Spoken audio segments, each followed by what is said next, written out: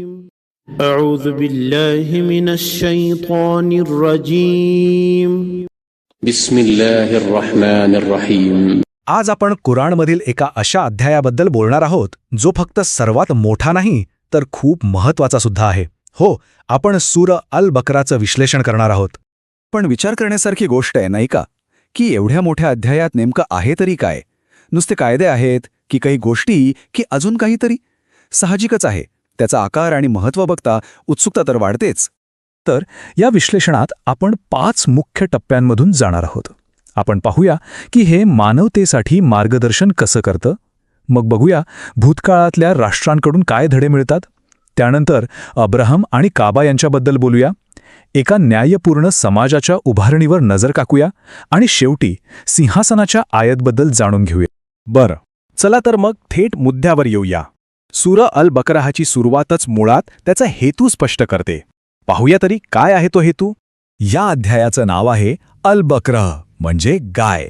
आता गंमत बघा, एवढ्या मोठ्या महत्त्वपूर्ण अध्यायाचं नाव एका प्राण्यावरून. तर हो, आणि यामागे खास गोष्ट आहे. ही गोष्ट या अध्यायाचा एक छोटासाच भाग आहे, पण खूप काही सांगून जाते. या सूरेची सुरुवातच बघा एका खूप धाडसी विधानाने होते.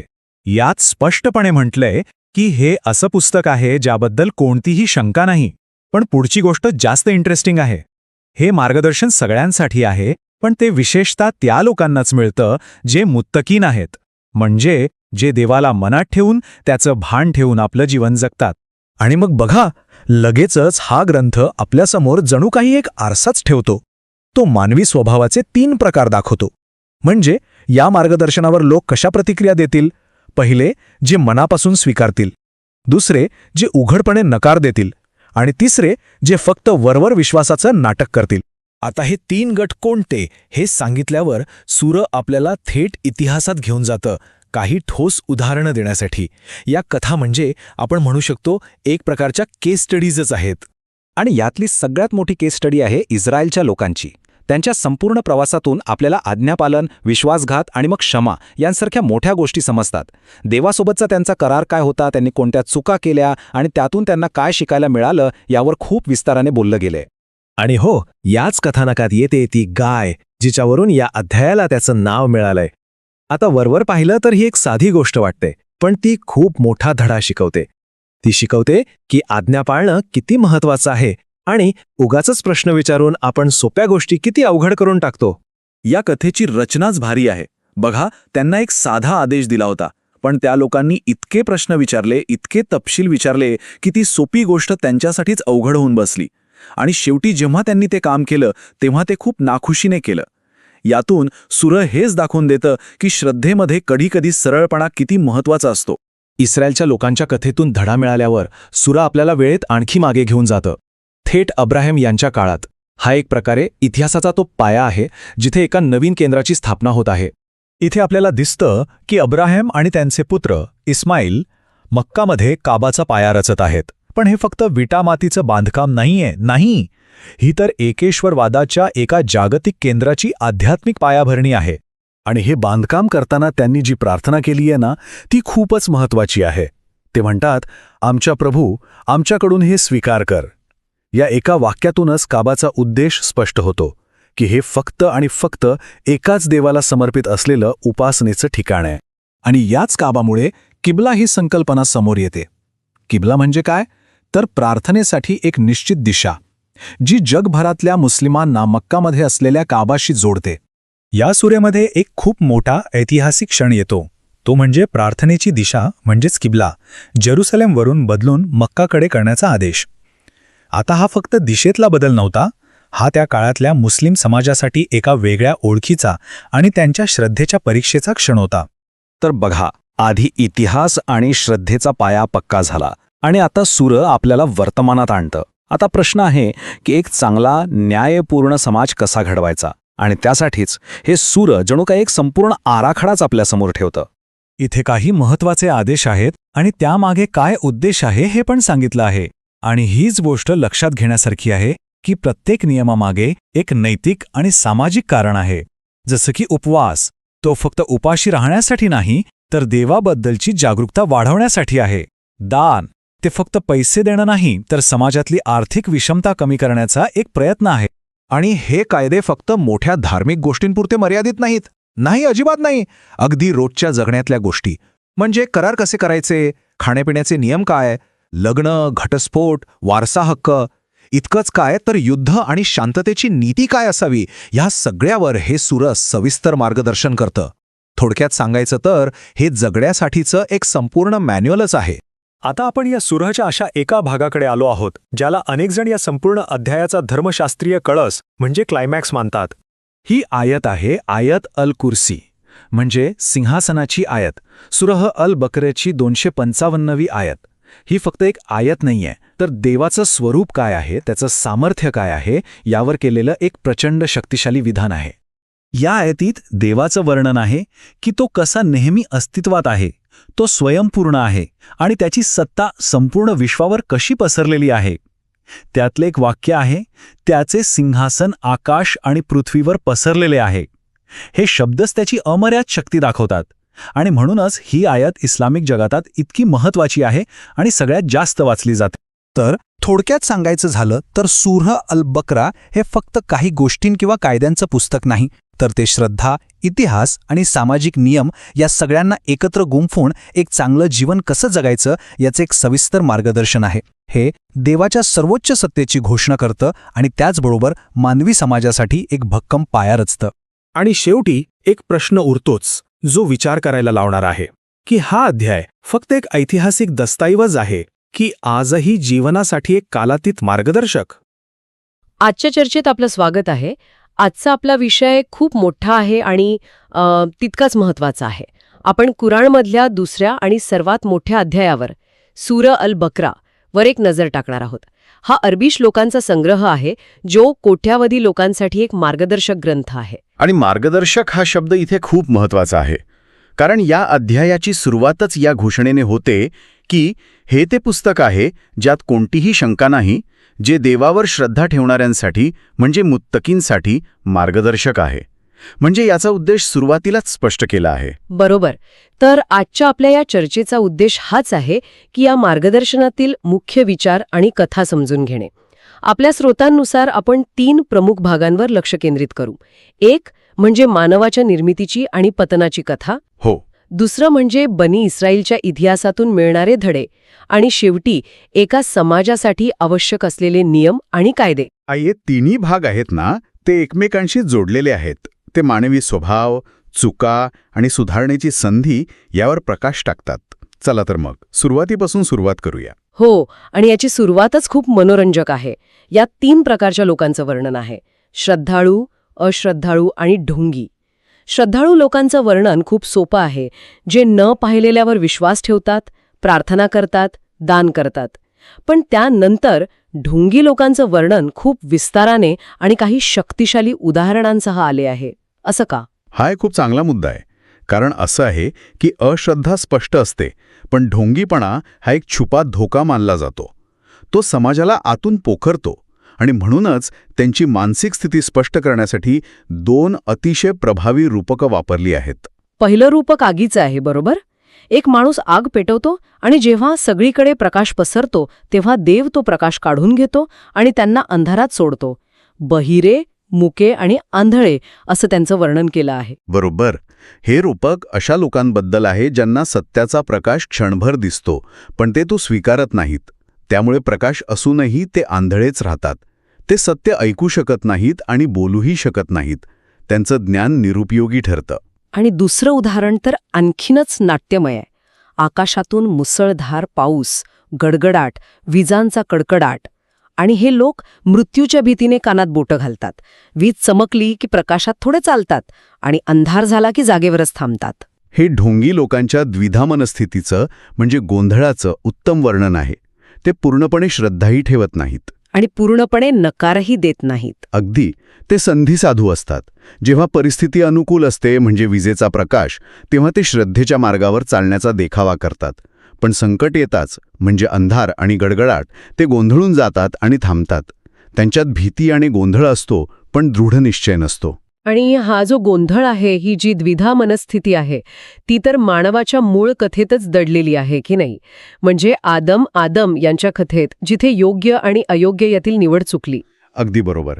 इथूनच कथा मानवाच्या निर्मितीकडे वळते. देवाने देवदूतांना सांगितलं की तो पृथ्वीवर एक खलिफा म्हणजे प्रतिनिधी निर्माण करणार आहे. पण देवदूतांनी एक शंका व्यक्त केली. थांबा, म्हणजे देवदूतांनी मानवाच्या निर्मितीवर शंका व्यक्त केली होती? मला वाटलं होतं की ते फक्त देवाच्या आज्ञा पाळतात. हा भाग खूपच अनपेक्षित आहे बरं का. हो, आणि हेच या कथेला अधिक सखोल बनवतं. देवदूतांनी चिंता व्यक्त केली की तू पृथ्वीवर असे कोणी निर्माण करणार आहेस का जे तिथे रक्तपात आणि अशांती निर्माण करतील? ही देवाची अवज्ञा होती, तर एक प्रामाणिक प्रश्न होता. त्यांच्या मर्यादित ज्ञानानुसार त्यांना मानवाच्या नकारात्मक बाजूची भीती वाटत होती. अच्छा, मग देवाने त्यांची शंका कशी दूर केली? ज्ञानाने. देवाने आदमला सर्व वस्तूंची नावे शिकवली, जे ज्ञान देवदूतांकडे नव्हतं. हे केवळ शब्द नव्हते, तर वस्तूंचे गुणधर्म आणि त्यांचे उपयोग समजण्याची क्षमता होती. या ज्ञानामुळे आदमची श्रेष्ठता सिद्ध झाली. मग देवाने देवदूतांना आदमसमोर नतमस्तक होण्यास सांगितलं. सर्वांनी आज्ञा पाळली, पण इब्लीसने म्हणजे सैतानाने नकार दिला. त्याचा नकार अज्ञानामुळे नव्हता, तर अहंकारामुळे होता. मी आगीपासून बनलो आहे आणि तो मातीपासून, हा त्याचा युक्तिवाद होता. बरोबर. आणि इथेच अहंकार आणि अवज्ञा यातील फरक स्पष्ट होतो. यानंतर आदम आणि त्यांच्या पत्नीला स्वर्गात जन्नतमध्ये राहण्याची परवानगी मिळाली, पण एका विशिष्ट झाडाजवळ जाण्यास मनाई करण्यात आली. ही त्यांची पहिली परीक्षा होती. सैतानाने त्यांना फसवले, त्यांनी ती चूक केली आणि त्यांना पृथ्वीवर पाठवण्यात आले. हीच मानवाच्या परीक्षेची आणि पृथ्वीवरील प्रवासाची सुरुवात होती. या अध्यायातला एक खूप मोठा भाग बनी इस्राईल आणि प्रेषित मूसा यांच्या कथेवर केंद्रित आहे. त्यांच्या चुकांची पुन्हा पुन्हा आठवण का करून दिली जाते? कारण त्यांची कथा मानवी स्वभावाचं एक आरसा आहे ना. ती एक केस स्टडी आहे. त्यांना मिळालेल्या दैवी देणग्या आणि तरीही त्यांनी केलेल्या चुका यातून पुढील पिढ्यांसाठी एक मोठा धडा आहे. उदाहरणार्थ, फिरौनच्या जुलमातून सुटका होणं, समुद्राचं दुभंगणं, वाळवंटात मन्ना आणि सलवा नावाचं विशेष अन्न मिळणं, या सगळ्या अविश्वसनीय घटना होत्या. पण एक गोष्ट मला नेहमीच गोंधळात टाकते.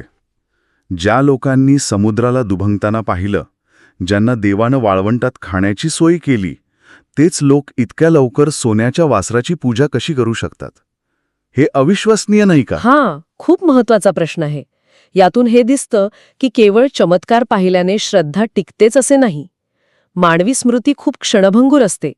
जेव्हा प्रेषित मूसा देवाकडून आज्ञा घेण्यासाठी काही काळासाठी दूर गेले, तेव्हा त्यांच्या नेतृत्वाची अनुपस्थिती लोकांमध्ये असुरक्षितता निर्माण करते. आणि त्या असुरक्षिततेतूनच त्यांना एका दृश्य, भौतिक आधाराची म्हणजे सोन्याच्या वासराची गरज वाटली. ही कथा मानवी स्वभावाच्या कमकुवतपणावर बोट ठेवते.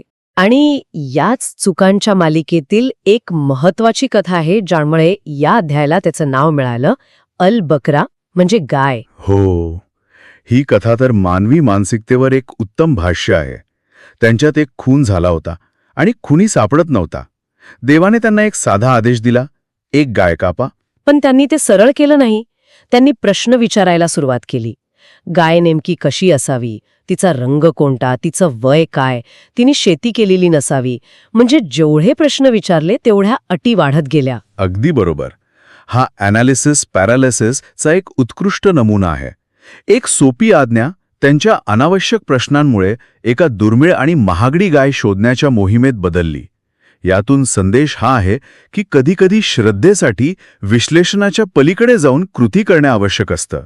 शेवटी जेव्हा त्यांनी ती गाय कापली आणि तिच्या मांसाचा तुकडा मृतदेहाला लावला, तेव्हा तो जिवंत झाला आणि त्याने खुन्याचं नाव सांगितलं.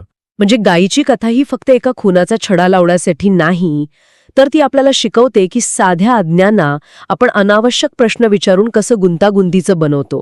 हो, आणि देवानी त्यांची मदत केली, पण त्यांच्या शंखाखोर वृत्तीमुळे त्यांना स्वतःसाठीच गोष्टी कठीण कराव्या लागल्या.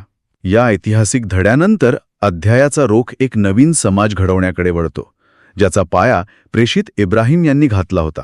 हो, इब्राहिम आणि त्यांचा मुलगा इस्माईल यांनी मक्कामध्ये काबाची स्थापना केली. आणि इथे प्रार्थनेची दिशा म्हणजे किबला बदलण्याचा एक महत्वाचा प्रसंग येतो. आधी मुस्लिम जेरुसलेमकडे तोंड करून प्रार्थना करत होते, आणि मग त्यांना काबाकडे तोंड करून प्रार्थना करण्याचा आदेश मिळाला. हा त्या नव्या समाजासाठी श्रद्धेचा एक मोठा कसोटीचा क्षण होता. कारण दिशा बदलणे हे केवळ एक भौतिक कृत्य नव्हतं, तर ते एका नवीन, स्वतंत्र समुदायाची ओळख स्थापित करण्याचं प्रतीक होतं.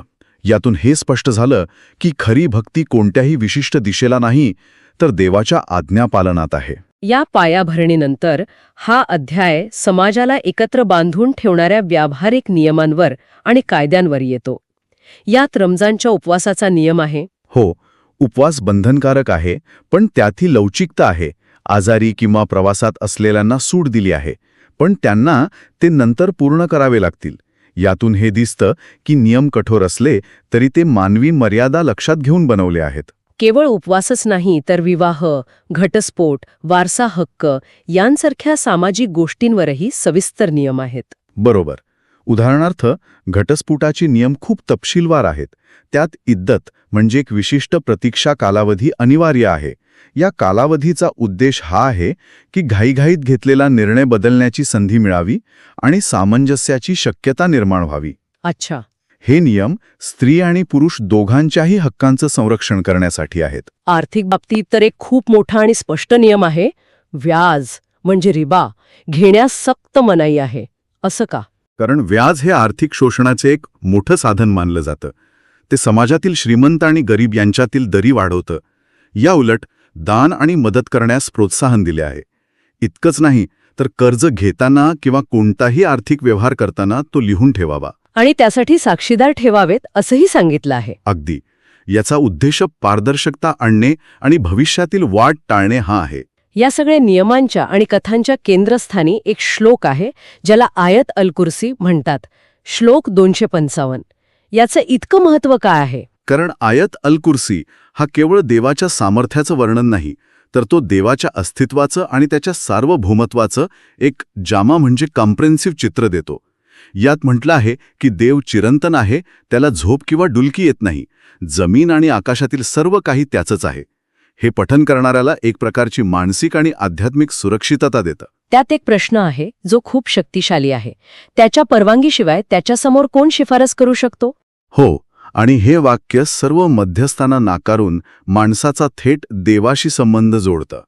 हे देवाच्या अमर्याद ज्ञानावर आणि नियंत्रणावर जोर देतं. त्याला भूतकाळ, वर्तमान आणि भविष्यकाळ सर्व काही माहीत आहे. त्यामुळेच अडचणीच्या वेळी किंवा भीती वाटत असताना अनेक लोक संरक्षणासाठी आणि मनःशांतीसाठी याचे पठण करतात. आणि या भव्य वर्णनानंतर अध्यायाचा शेवट एका अतिशय मानवी आणि विनम्र प्रार्थनेने होतो. हे आमच्या पालनकर्त्या, जर आम्ही विसरलो किंवा आमच्याकडून चूक झाली तर आम्हाला पकडू नकोस. ही प्रार्थना खूप सुंदर आहे, कारण ती मानवी कमकुवतपणाची कबुली देते. ती मान्य करते की माणसं विसरू शकतात, त्यांच्याकडून चुका होऊ शकतात, पण त्याचवेळी ती देवाच्या दयेवर आणि क्षमेवर प्रचंड विश्वास दाखवते. आमच्यावर असा भार टाकू नकोस जो आम्ही उचलू शकणार नाही. तोच आमचा स्वामी आहेस. हा शेवट अध्यायातील सर्व नियमांना आणि कथांना एका अंतिम निष्कर्षापर्यंत आणतो. तो निष्कर्ष म्हणजे माणूस प्रयत्न करतो, चुकतो, पण शेवटी तो देवाच्या दयेवर अवलंबून असतो. तर सूर अल बकरा हा केवळ कथा आणि कायद्यांचा संग्रह नाही. तो मानवी स्वभाव, चुका करण्याची प्रवृत्ती, क्षमा, श्रद्धा आणि देवावरील अवलंबित्व यावर एक सखोल भाष्य आहे. निर्मितीच्या कथेपासून ते एका न्यायपूर्ण समाजाच्या नियमांपर्यंत हा अध्याय जीवनाच्या जवळजवळ प्रत्येक पैलूला स्पर्श करतो. यात एक गोष्ट अगदी स्पष्ट दिसते. नियम आणि कायद्यांचा उद्देश केवळ शिक्षा करणे नाही, तर एक न्यायपूर्ण, संतुलित आणि दयाळू समाज निर्माण करणे आहे. वारंवार क्षमा आणि दयेचा उल्लेख येतो, जो सूचित करतो की चुकांमधून शिकून सुधारण्याची संधी नेहमीच असते.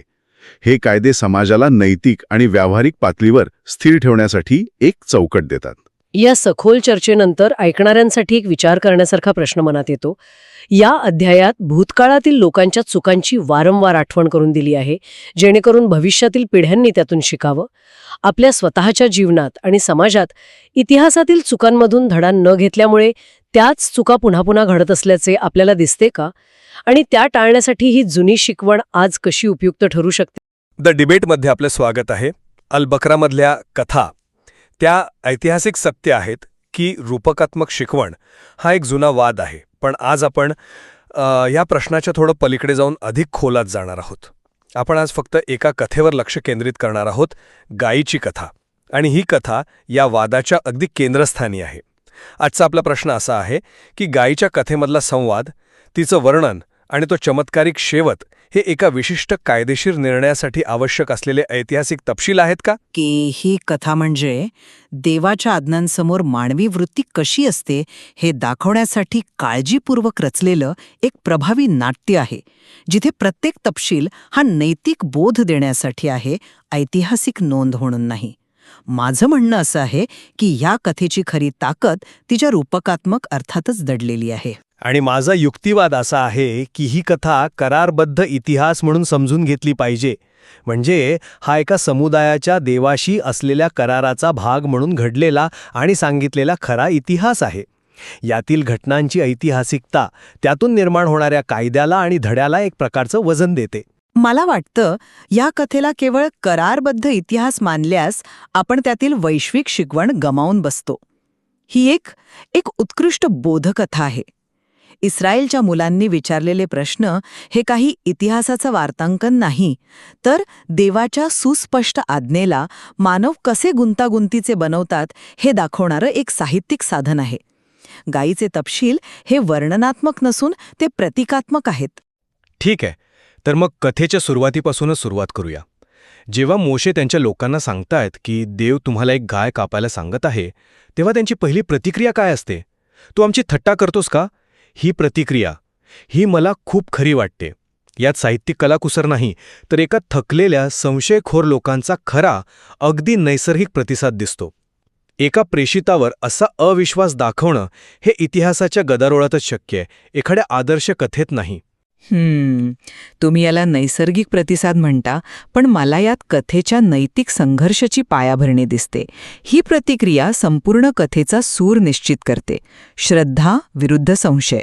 लेखकाने मुद्दामून ही प्रतिक्रिया सुरुवातीला ठेवली आहे, जेणेकरून ऐकणाऱ्याला लगेच कळून चुकेल की मूळ मुद्दा गाय कापण्याचा नाहीच, तर आज्ञापालनाचा आहे. जर त्यांना फक्त एक ऐतिहासिक घटना नोंदवायची असती, तर त्यांनी थेट आदेश आणि त्याच्या पालनाबद्दल लिहिलं असतं. हा संवाद कथेला एका विशिष्ट दिशेने नेण्यासाठी आहे. पण त्या संवादाचे परिणाम तर खरे होते नाही का? त्यांच्या प्रत्येक प्रश्नानंतर अट अधिक कठीण होत गेली. हे काय दाखवतं? की त्यांच्या ऐतिहासिक चुकांचे त्यांना खरे परिणाम भोगावे लागले. जर हा संवाद काल्पनिक असता, तर त्याचा उद्देश केवळ प्रश्न विचारू नका एवढाच राहिला असता. पण इथे त्यांच्या प्रत्येक प्रश्नाला एक नवीन, अधिक अवघड अट घालून देव प्रतिसाद देतोय. हे एका खऱ्या जिवंत संवादासारखं आहे, जिथे कृती आणि प्रतिक्रिया यांचा थेट संबंध आहे. इथेच आपला दृष्टिकोन वेगळा होतो. मला वाटतं की अटी कठीण होणं हा त्यांच्या चुकांचा परिणाम दाखवण्यासाठी नाही, तर अनावश्यक प्रश्न विचारण्याचं ओझं कसं वाढतं हे रूपकात्मकरित्या दाखवण्यासाठी आहे. ती एक शिकवण आहे. सुरुवातीला कोणतीही गाय चालली असती, पण त्यांनी विचारलं ती कशी असावी. मग त्यांना वयाची अट आली.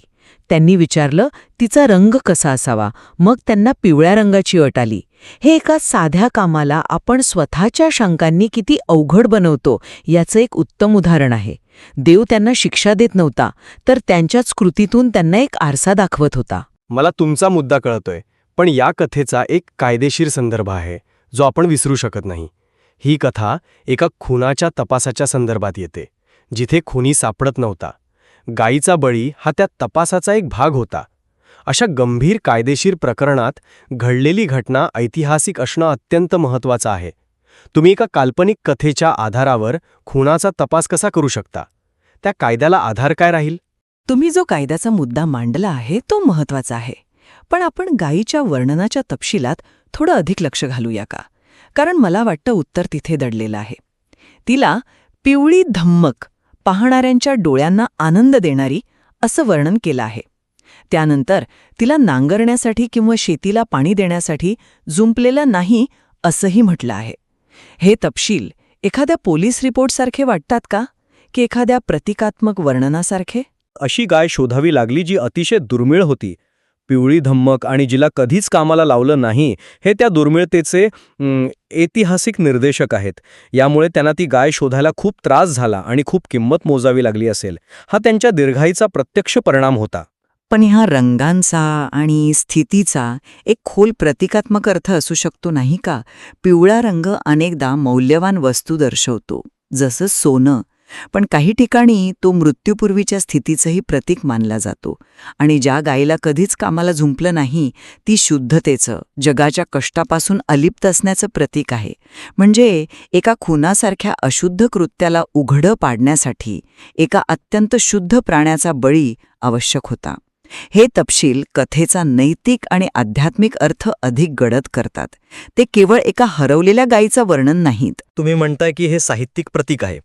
पण मग मला एक सांगा, जर लेखकाला फक्त शुद्धतेचं प्रतीक दाखवायचं होतं तर त्याने सरळ एक शुद्ध गाय असं म्हटलं असतं. तिने नांगरणी केली नाही किंवा शेतीला पाणी दिले नाही असे विशिष्ट तपशील देण्याची काय गरज होती? हे तपशील मला तरी एका खऱ्याखुऱ्या समाजात गायींचा वापर कसा केला जातो याच्या संदर्भातच अधिक अर्थपूर्ण वाटतात. हे तपशील कथेला एका काल्पनिक जगात नाही तर खऱ्याखुऱ्या शेती करणाऱ्या समाजात स्थापित करतात. नाही, उलट मला वाटतं की हे तपशील त्या प्रतीकाला अधिक धारदार बनवतात. केवळ शुद्ध म्हणणं हे अमूर्त झालं असतं. पण ज्या गायीने कधी नांगर ओढला नाही हे ऐकल्यावर डोळ्यासमोर एक चित्र उभं राहतं. एक असं जनावर जे जगाच्या ओझ्यापासून मुक्त आहे. साहित्यात नेहमीच विशिष्ट तपशील वापरून वैश्विक कल्पना मांडल्या जातात. कवी जेव्हा कमळासारखे डोळे म्हणतो तेव्हा तो डोळ्यांचा आकार किंवा रंग सांगत नसतो, तर त्या मागील सौंदर्य आणि पावित्र्याची भावना व्यक्त करत असतो. त्याचप्रमाणे हे तपशील गायीच्या भौतिक स्थितीपेक्षा तिच्या आध्यात्मिक स्थितीबद्दल अधिक बोलतात. ठीक आहे, समजा एक क्षणभर तुमचा मुद्दा मान्य केला की हे तपशील प्रतिकात्मक आहेत. पण कथेच्या शेवटाचं काय? जिथे त्या गायीच्या मांसाचा तुकडा मृतदेहाला लावला जातो आणि तो जिवंत होऊन आपल्या खुन्याचं नाव सांगतो. हा तर एक चमत्कार आहे, एक दैवी हस्तक्षेप. याला तुम्ही रूपक कसं म्हणणार? हा तर देवाच्या सामर्थ्याचा आणि न्यायाचा प्रत्यक्ष पुरावा आहे. ही घटना जर घडलीच नसेल तर देव मृतांना जिवंत करतो आणि सत्य उघड करतो या संदेशाला काय आधार राहतो? हा एक खूप चांगला प्रश्न आहे. माझ्या मते हा चमत्कार कथेचा नैतिक कळस आहे. तो अक्षरशः घडला की नाही यापेक्षा तो काय शिकवतो हे महत्त्वाचं आहे. बरं, या कथेचा उद्देश भविष्यातील खुन्यांना पकडण्यासाठी गायीचा वापर करण्याची कायदेशीर प्रक्रिया स्थापित करणं आहे का? नाही. कारण ही पद्धत पुन्हा कधी वापरली गेल्याचा उल्लेख नाही. मग या चमत्काराचा उद्देश काय? त्याचा उद्देश हा आहे की देव कोणत्याही परिस्थितीत सत्य बाहेर काढू शकतो आणि त्याचा न्याय मानवी तर्काच्या पलीकडचा आहे. गायीच्या तुकड्याने मृतदेह जिवंत होणं हे देवाच्या अमर्याद शक्तीचं एक शक्तिशाली प्रतीक आहे. ते दाखवतं की जिथे मानवी प्रयत्न संपतात तिथे देवाचं कार्य सुरू होतं. पण तुम्ही संदेशाचा आधार काय या माझ्या प्रश्नाचं उत्तर टाळत आहात. जर इस्रायलच्या पुत्रांनी हा चमत्कार प्रत्यक्ष पाहिलाच नसेल तर त्यांच्या मनात देवाच्या सामर्थ्याबद्दलची खात्री कशी निर्माण झाली असेल? विश्वास हा प्रत्यक्ष अनुभवावर किंवा विश्वसनीय साक्षीवर अवलंबून असतो. माझ्या मते ही एक ऐतिहासिक घटना होती ज्याचा साक्षीदार एक संपूर्ण समुदाय होता आणि म्हणूनच ती घटना त्यांच्या सामूहिक स्मृतीचा आणि कायद्याचा भाग बनली. त्याला केवळ एक शक्तिशाली प्रतीक म्हटल्याने त्या घटनेचा त्या लोकांवर झालेला परिणाम कमी होतो. मला वाटतं विश्वास हा केवळ डोळ्यांनी पाहिलेल्या गोष्टींवर अवलंबून नसतो. विश्वास हा कथेच्या नैतिक सत्यावर आणि तिच्या परिवर्तनीय शक्तीवर अवलंबून असतो. पिढ्या पिढ्या ही कथा सांगताना लोकांना त्यातून मिळणारा संदेश महत्त्वाचा वाटला. देवाच्या आज्ञांचं पालन करा, नाहीतर गोष्टी अवघड होतील आणि देवाच्या न्यायापासून काहीही लपून राहत नाही. हा संदेश इतका प्रभावी आहे की तोच त्यांचा विश्वास बनला. घटना अक्षरशः घडली की नाही याने त्या संदेशाचं सामर्थ्य कमी होत नाही. उलट त्याला केवळ इतिहासात बंदिस्त केल्याने आपण त्याचा आजच्या जीवनातील अर्थ गमावून बसतो. पण मग कायद्याचं काय? तुम्ही म्हणता की पद्धत पुन्हा वापरली नाही आणि ते खरं आहे. पण त्या एका घटनेने एक तत्त्व स्थापित केलं की समाजातील सर्वात मोठ्या गुन्ह्याच्या वेळी म्हणजे खुनाच्या वेळी देव थेट हस्तक्षेप करून न्याय देईल. तो एक कायदेशीर आदर्श होता जो हे सांगत होता की मानवी कायद्याच्या वर एक दैवी कायदा आहे. त्या घटनेच्या ऐतिहासिकतेशिवाय तो आदर्श पोकळ ठरतो. तो फक्त एक चांगला विचार राहतो, कायदा नाही. आणि माझ्या मते कायद्याचा खरा उद्देश लोकांना शिक्षा देण्यापेक्षा समाजाला एक नैतिक दिशा देणं आहे. या कथेने जो कायदा स्थापित केला तो गायीच्या मांसाचा वापर करण्याबद्दलचा नव्हता, तर सत्य कधीही लपत नाही या तत्वाचा होता. हा एक नैतिक कायदा आहे, भौतिक नाही. खुनी व्यक्तीला हे माहीत असतं की जरी कोणीही पाहिलं नसलं तरी देव पाहतोय आणि तो सत्य बाहेर काढेलच. ही भीती किंवा ही श्रद्धाच लोकांना गुन्हे करण्यापासून रोखते. त्यामुळे या कथेचा कायदेशीर प्रभाव तिच्या अक्षरशः पालनात नाही तर तिच्या नैतिक प्रभावात आहे. चर्चेनंतरही मला अजूनही वाटतं की या कथेला तिच्या ऐतिहासिक आणि कायदेशीर संदर्भातून वेगळं करणं चुकीचं ठरेल. ही कथा करारबद्ध इतिहासाचा एक भाग आहे, जिथे देवाचे आदेश, लोकांच्या चुका आणि त्याचे परिणाम हे सर्व एका खऱ्याखोऱ्या समुदायाच्या जीवनाचा भाग म्हणून सादर केले आहे. यातील तपशील, संवाद आणि चमत्कार हे त्या इतिहासाचे अविभाज्य भाग आहेत. त्यांना केवळ रूपक मांडल्यास त्यातून मिळणारा विशिष्ट कायदेशीर आणि सामाजिक धडा अस्पष्ट होतो. आणि माझ्या मते या कथेला केवळ इतिहासाच्या चौकटीत बंदिस्त केल्यास तिचा सार्वत्रिक नैतिक संदेश आणि तिची कालातीत प्रासंगिकता मर्यादित होते. तिची रूपकात्मक शक्तीच तिला केवळ एका समुदायापुरती मर्यादित न ठेवता संपूर्ण मानवतेसाठी अर्थपूर्ण बनवते. ही कथा आज्ञापालन, श्रद्धा, मानवी हट्ट आणि दैवी न्याय यावर एक कालातीत भाष्य आहे. हे स्पष्ट आहे की या कथेचं विश्लेषण एका सरळ उत्तरानं होऊ शकत नाही. तिचा मूळ उद्देश एका ऐतिहासिक घटनेची नोंद करणं होतं की त्या घटनेचा वापर करून एक मोठी शिकवण देणं. हा प्रश्न या साहित्याच्या सखोल अभ्यासासाठी महत्त्वाचा राहतो. होय, आणि कदाचित हा वाद एकतर हे किंवा ते असा नाहीच. कदाचित एका ऐतिहासिक घटनेला अशा प्रकारे सांगितलं गेलं आहे की त्यातून एक सार्वत्रिक शिकवण मिळावी. पण एक नक्की, या कथेतील प्रत्येक शब्द आणि संवाद आपल्याला विचार करायला लावतो की आपण देवाच्या आदेशांकडे कसे पाहतो, एक सोपी आज्ञा म्हणून की अनेक प्रश्न आणि शंकांनी भरलेले एक ओझं म्हणून. नमस्कार. आज आपण अल कुरान रिसायटिंग या यूट्यूब चॅनलवरील सूरा अल बकरा फुल फास्ट रिसायटिंग या व्हिडिओवर चर्चा करणार आहोत. हा व्हिडिओ म्हणजे संपूर्ण सूराचं एक वेगवान पठण आहे. चला तर मग थेट सुरुवात करूया. नक्कीच.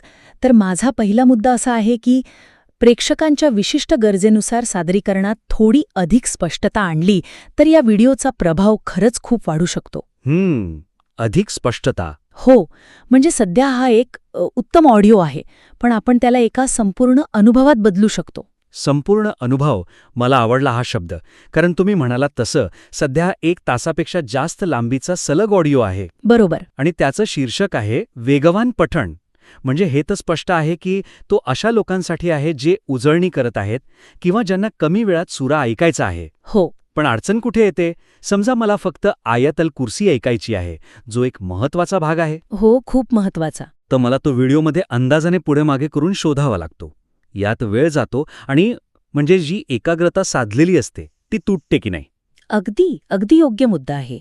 आणि आपण इथे फक्त सोयीबद्दल बोलत नाही आहोत. नाही, आपण श्रोत्याच्या आध्यात्मिक प्रवाहात कोणताही अडथळा येऊ नये याबद्दल बोलतोय.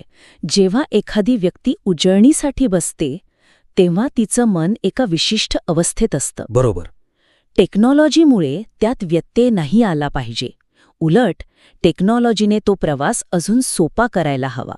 म्हणूनच मूळ पठणाला धक्का न लावता आपण श्रोत्यांना काही साधनं देऊ शकतो. जसं की काय करता येईल? सगळ्यात सोपं आणि प्रभावी साधन आहे यूट्यूबचे चॅप्टर्स. अच्छा, टाईमस्टॅम्प्स. हो, टाईमस्टॅम्प्स. व्हिडिओच्या डिस्क्रिप्शनमध्ये आपण महत्त्वाच्या भागानुसार ते टाकू शकतो. म्हणजे फक्त सुरुवात, मध्य, शेवट असं नाही. विषयानुसार. अगदी विषयानुसार विभागणी करता येते. उदाहरणार्थ आपण असं लिहू शकतो 05.20 आदमची कथा किंवा 12.45 बनी इस्रायलला दिलेले निर्देश, 41.10 आयत अल कुर्सी. याचा फायदा काय होतो की जो व्यक्ती पठण लक्षात ठेवण्याचा प्रयत्न करतोय त्याला थेट हव्या त्या भागावर जाता येतं. त्याचा वेळ वाचतो आणि त्याची लय तुटत नाही. हे खरंय. म्हणजे ज्याला फक्त बनी इस्रायलशी संबंधित आयतींची उजळणी करायची आहे तो थेट त्या चॅप्टरवर जाऊ शकतो. बरोबर. पण यात एक धोका नाही का वाटत की खूप जास्त चॅप्टर्स टाकले तर ते गोंधळात टाकणारं ठरू शकतं? खूप चांगला प्रश्न आहे. समतोल साधणं महत्वाचं आहे. प्रत्येक आयतीचा चॅप्टर बनवणं तर चुकीचंच ठरेल. हो, ते तर खूपच जास्त होईल. पण सूर अल बकरामध्ये जे नैसर्गिक विषयाआधारित विभाग आहेत, ज्यांना रुकू म्हणतात, त्यानुसार चॅप्टर्स बनवणं एक चांगला पर्याय आहे. अच्छा. किंवा मग प्रमुख कथांनुसार, जसं की हजरत मूसा यांची कथा किंवा गायीची घटना, साधारणपणे 10-15 मिनिटांच्या अंतरावर एक चॅप्टर असेल तर ते नॅव्हिगेट करायला खूप सोपं जातं. ठीक आहे. आणि यासोबत अजून काही करता येईल का? म्हणजे समजा मी फक्त ऐकतोय आणि मला स्क्रीनकडे न बघता कळायला हवं की मी कुठे आहे. नक्कीच, त्यासाठी एक दुसरा अधिक सूक्ष्म उपाय आहे. पठण सुरू असताना स्क्रीनच्या कोपऱ्यात सध्या वाचल्या जाणाऱ्या आयतचा क्रमांक हळूवारपणे दिसू शकतो. अच्छा.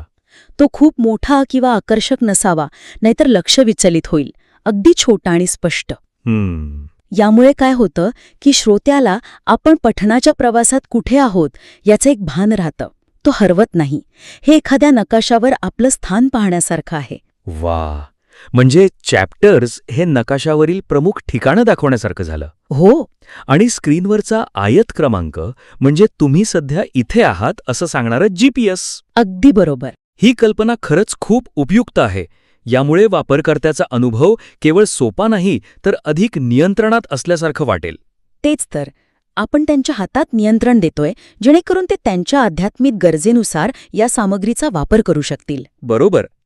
तर आपण प्रवासाचं मार्गक्रमण सोपं केलं, पण आता खुद्द प्रवासाच्या अनुभवाकडे वळूया. ठीक आहे.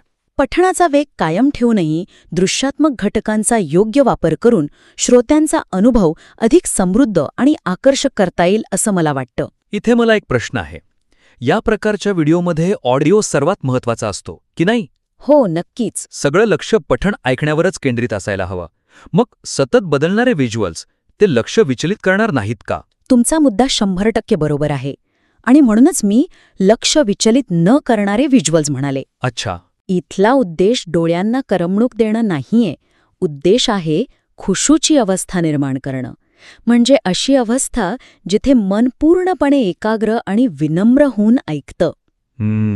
सध्या जर व्हिडिओमध्ये एकच स्थिर चित्र असेल तर 1 तासापेक्षा जास्त वेळ तेच चित्र पाहिल्याने मन थकून जातं, डोळे थकतात आणि मग एकाग्रता कमी होते. हो, हे होतं. आपण दृश्यात्मक घटकांचा वापर मनाला भटकण्यापासून रोखण्यासाठी आणि त्याला पठणाच्या अर्थाशी जोडून ठेवण्यासाठी करणार आहोत. अच्छा. म्हणजे व्हिज्युअल्स हे पठणाला पूरक असायला हवेत, त्याच्याशी स्पर्धा करणारे नसावेत. अगदी. मग हे प्रत्यक्षात कसं करता येईल? याची काही ठोस उदाहरणं बघूया. पहिलं आणि सर्वात महत्त्वाचं म्हणजे स्क्रीनवर पठण होत असलेली अरबी आयत रिअल टाईममध्ये हायलाईट करणं. हो, हे खूप प्रभावी ठरू शकतं. वेगवान पठणासाठी तर हे खूपच गरजेचं आहे. यामुळे ज्यांना अरबी वाचता येतं ते डोळ्यांनी अनुसरण करू शकतात. त्यांची ऐकण्याची आणि पाहण्याची क्रिया एकत्र येते, ज्यामुळे एकाग्रता अनेक पटींनी वाढते. याला ॲक्टिव्ह लिसनिंग म्हणतात ना? बरोबर. आणि ज्यांना अरबी वाचता येत नाही त्यांच्यासाठी काय? त्यांच्यासाठी आपण यूट्यूबच्या सबटायटल वैशिष्ट्याचा वापर करू शकतो. त्यांना हवं असल्यास ते इंग्रजी किंवा इतर भाषेतील अनुवाद चालू करू शकतात. अरे वा. यामुळे ते केवळ सूर ऐकत नाहीत तर त्याचा अर्थही सोबत समजू शकतात. आणि मग या व्हिडिओची पोहोच अशा लोकांपर्यंतही वाढते जे अरबी भाषेमुळे कुराणापासून थोडे दूर राहतात. हे दोन्ही मुद्दे खूपच व्यावहारिक आहेत. पण तुम्ही पार्श्वभूमीबद्दल काहीतरी म्हणत होतात. हो. खुशू निर्माण करण्यासाठी पार्श्वभूमीचा वापर कसा करता येईल? हा सर्वात सर्जनशील भाग आहे. पार्श्वभूमी स्थिर ठेवण्याऐवजी पठणातील आयतींच्या विषयानुसार त्यात सूक्ष्म बदल करता येतात. उदाहरणार्थ जेव्हा अल्लाहच्या निर्मितीचे वर्णन करणाऱ्या आयती येतात, जसं की आकाश आणि पृथ्वी, तेव्हा पार्श्वभूमीत थेट निसर्गाचे फोटो दाखवण्याऐवजी आपण शांत रंगांचा वापर करू शकतो. अच्छा. निळ्या किंवा हिरव्या रंगाच्या विविध छटा एकमेकांमध्ये हळुवारपणे मिसळताना दाखवता येतात. हे अमूर्त असेल, पण ते मनाला एक शांततेचा अनुभव देईल. आणि समजा जेव्हा शिक्षेबद्दल किंवा चेतावणी देणाऱ्या आयती येतील तेव्हा आपण गडद रंगांचा वापर करू शकतो. लाल किंवा काळ्या रंगाची छटा हळुवारपणे दिसू शकते. ती मनावर एक गांभीर्य निर्माण करते. आणि जेव्हा दयेच्या आणि क्षमेच्या आयती येतात तेव्हा पुन्हा सौम्य, उबदार रंगांचा, जसं की सोनेरी किंवा पांढऱ्या रंगाचा वापर करता येतो. पण हे बदल खूप जलद नसावेत नाही का? अजिबात नाही. हे बदल खूप हळू आणि सूक्ष्म असायला हवेत. ते जाणवायला हवेत, पण डोळ्यांवर आदळायला नकोत. याचा परिणाम असा होतो की श्रोत्याच्या भावना पठणाच्या भावनिक चढउतारांशी जुळू लागतात. म्हणजे तो केवळ ऐकत नाही तर अनुभवत असतो. अगदी. हाच दृश्यात्मक खुशू आहे. वाह! म्हणजे आपण श्रोत्याला एका भावनिक आणि आध्यात्मिक प्रवासावर घेऊन जात आहोत, जिथे आवाज मार्ग दाखवतोय आणि रंग आणि दृश्य वातावरण निर्माण करत आहेत. हो, ही कल्पनाच खूप सुंदर आहे. याने तो 1 तासाचा व्हिडिओ कंटाळवाणा न वाटता एका ध्यानाच्या अनुभवासारखा वाटेल. अगदी बरोबर. तुम्ही योग्य शब्द वापरला, ध्यान. तर आपण प्रवासाचं मार्गक्रमण सोपं केलं, प्रवासातील अनुभव समृद्ध केला. आता सुरुवात आणि शेवट. बरोबर. आता या प्रवासाची सुरुवात आणि शेवट कसा असावा यावर बोलूया. व्हिडिओच्या सुरुवातीला आणि शेवटी एक लहान पण प्रभावी मांडणी जोडल्यास श्रोत्याला पठणाशी भावनिक आणि आध्यात्मिकरित्या जोडले जाण्यास खूप मदत होईल. हो, कारण सध्या पठण थेट बिस्मिल्लाने सुरू होतं आणि शेवटच्या आयतीनंतर अचानक संपतं. हो, ते खूप अचानक होतं. हे असं वाटते की आपण धावत आलो आणि धावतच निघून गेलो. त्यात एक स्थैर्य नाहीये. आणि आध्यात्मिक सामुग्रीसाठी ही सुरुवात आणि शेवटची चौकट खरंच खूप महत्वाची असते. ती श्रोत्याच्या मनाला तयार करते आणि पठनानंतर त्याला एक पूर्णत्वाची भावना देते. बरोबर. या चौकटीच्या अभावामुळे हा अनुभव एका व्यवहारासारखा वाटू शकतो, आध्यात्मिक प्रवासासारखा नाही. मला तुमचं म्हणणं पटतंय. पण म्हणजे अशा आध्यात्मिक सामग्रीला कॉर्पोरेट व्हिडिओसारखं इंट्रो आणि आउट्रो लावणं योग्य आहे का? ते थोडं कृत्रिम वाटू शकतं. तुमचा संशय योग्य आहे. म्हणूनच मी प्रभावी मांडणी म्हणाले, प्रोफेशनल इंट्रो नाही. अच्छा. इथे उद्देश ब्रँडिंगचा नाही, तर एक मानसिक अवकाश, एक मेंटल स्पेस निर्माण करण्याचा आहे. कसं? उदाहरणार्थ, सुरुवातीला पठण सुरू होण्यापूर्वी फक्त 5 सेकंदांसाठी एक शांत टायटल कार्ड दाखवता येईल. फक्त 5 सेकंद? हो, फक्त 5 सेकंद. त्यावर सुरेचे नाव, पठणकर्त्याचे नाव आणि या व्हिडिओचा उद्देश अगदी साध्या शब्दात लिहिलेला असावा. जसं की उजळणी आणि चिंतनासाठी सूर अल बकराचे अखंड आणि वेगवान पठण. बस. याच्या पार्श्वभूमीला कोणताही मोठा संगीत नसावा, फक्त एक शांतता. हे 5 सेकंद श्रोत्याला श्वास घ्यायला आणि आपलं मन पठणासाठी केंद्रित करायला वेळ देतात. म्हणजे ही एक प्रकारची मानसिक पूर्वतयारी आहे. आणि समारोपाचं काय? समारोप तर त्याहूनही महत्वाचा आहे, कारण तो अनुभव तुमच्या मनात काय आठवण सोडून जातो हे ठरवतो. बरोबर. शेवटच्या आयतीनंतर व्हिडिओ अचानक बंद करण्याऐवजी पठणाचा आवाज हळूहळू कमी, म्हणजे फेड आऊट करत स्क्रीनवर एक अंतिम स्लाइड दाखवावी. आणि त्यावर काय असावं? त्यावर कोणतीही जाहिरात किंवा सबस्क्राईब बटन नसावं. त्यावर असावी छोटी पारंपरिक प्रार्थना, दुआ खतम अल कुरान सारखी? हो, तशी.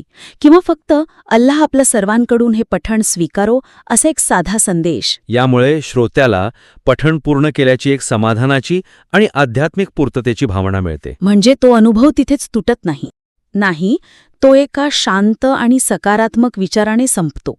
तुम्ही जे वर्णन केलंय त्याने माझ्या डोळ्यासमोर एक संपूर्ण चित्र उभं राहिले. हे बदल खरंच त्या व्हिडिओला एका वेगळ्याच उंचीवर घेऊन जातील. नक्कीच. तर आजच्या चर्चेचा आढावा घेऊया. आपण 3 मुख्य गोष्टींवर बोललो. पहिलं म्हणजे यूट्यूब चॅप्टर्स आणि स्क्रीनवरील आयात क्रमांकासारख्या साधनांचा वापर करून श्रोत्यांसाठी मार्गक्रमण सोपे करणे. हो, जेणेकरून ते त्यांच्या गरजेनुसार पठणाचा अभ्यास किंवा उजळणी करू शकतील. बरोबर. दुसरं, पठणाच्या अर्थाशी आणि भावनिकतेशी जुळणारे सूक्ष्म दृश्यात्मक बदल करणे, ज्यात रिअल टाईममध्ये हायलाईट होणारा अरबी मजकूर आणि विषयानुसार बदलणारी पार्श्वभूमी या सगळ्याचा समावेश आहे. याचा उद्देश केवळ कंटाळा टाळल्या नाही, तर खुशूची अवस्था निर्माण करणे आहे. आणि तिसरं, या संपूर्ण अनुभवाला एक योग्य चौकटीत बसवणे. पठणापूर्वी एक शांत सुरुवात जी मनाला तयार करते, आणि पठणानंतर एक सकारात्मक समारोप जो एक पूर्णत्वाची भावना देतो.